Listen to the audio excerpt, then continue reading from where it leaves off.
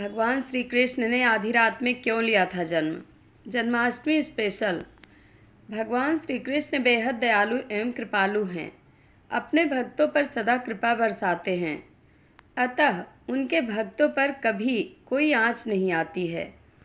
इतना ही नहीं, मृत्यु उपरांत कृष्ण भक्तों को मोक्ष यानी वैकुंठ लोक की प्राप्ति होती है। भगवान श्री कृष्ण एवं श्री जी की पूजा करने से साधक को परमानंद की अनुभूति होती है, साथ ही जीवन में व्याप्त सभी प्रकार के कष्टों से मुक्ति मिलती है।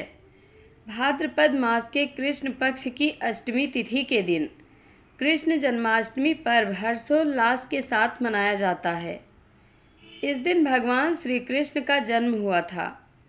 भगवान श्री कृष्ण का जन्म मथुरा के कारागार में वासुदेव के गर्भ से हुआ था। युग में अष्टमी तिथि की आधी रात को मथुरा के कारागार में वासुदेव की पत्नी देवकी के गर्भ से भगवान श्री कृष्ण ने जन्म लिया था।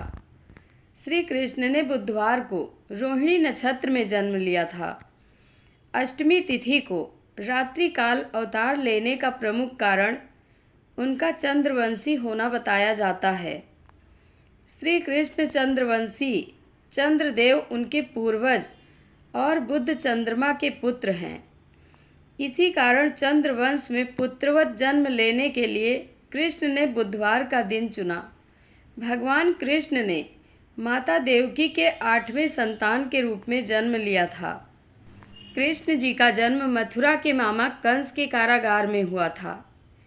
माता देवकी राजा कंस की बहन थी, इसलिए भाद्रपद कृष्ण अष्टमी तिथि को भगवान श्री कृष्ण का जन्मोत्सव मनाया जाता है।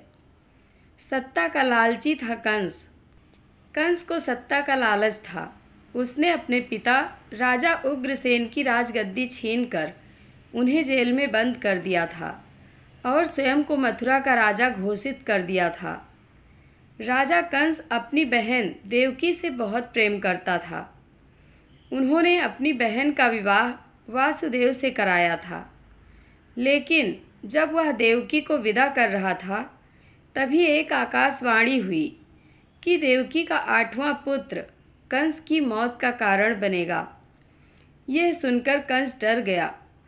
उसने तुरंत अपनी बहन और उनके पति वासुदेव को जेल में बंद कर दिया। उनके आसपास सैनिकों की कड़ी पहरेदारी लगा दी। कंस अपनी मौत के डर से देवकी और वासुदेव की 7 संतानों को मार चुका था। भगवान श्री कृष्ण का जन्म भाद्रपद मास कृष्ण पक्ष की अष्टमी तिथि को रोहिणी नक्षत्र दिन बुधवार की अंधेरी रात में भगवान कृष्ण ने देवकी के 8वें संतान के रूप में जन्म लिया। श्री कृष्ण के जन्म लेते ही कोठरी प्रकाशमय हो गई। तब तक आकाशवाणी हुई कि विष्णु जी के कृष्ण जी के अवतार में देवकी के कोख में जन्म लिया है। उन्हें गोकुल में नंद बाबा के पास छोड़ आएं और उनके घर एक कन्या जन्मी है, उसे मथुरा लाकर कंस को सौंप दें। भगवान विष्णु के आदेश से वासुदेव जी भगवान कृष्ण को सूप में अपने सिर पर रखकर नंद जी के घर की ओर चल दिए। भगवान विष्णु की माया से सभी पहरेदार सो गए। कारागार के दरवाजे खुल गए। कान्हा चले गोकुल धाम। आकाशवाणी सुनते ही वासुदेव के हाथों की हथकड़ी खुल गई। वासुदेव जी ने सूप में बाल गोपाल को रखकर सिर पर रख लिया और गोकुल की ओर चल पड़े। वासुदेव भगवान कृष्ण को लेकर नंद जी के यहाँ सकुशल पहुँच गए और वहाँ से उनकी नवजात कन्या को लेकर वापस आ गए। जब कंस को देवकी की 8वीं संतान के जन्म की सूचना मिली, वह तत्काल कारागार में आया और उस कन्या को छीनकर पृथ्वी पर पटकना चाहा, लेकिन वह कन्या उनके हाथ से निकलकर आसमान में चली गई। फिर कन्या ने कहा, हे मूर्ख कंस, तुझे मारने वाला जन्म ले चुका है और वह वृंदावन पहुंच गया है। वह कन्या कोई और नहीं, स्वयं योग माया थी। श्री कृष्ण ने राजा उग्रसेन को फिर सौंप दी मथुरा की राजगद्दी। बाबा नंद और उनकी पत्नी माँ यशोदा ने कृष्ण जी का पालन पोषण किया।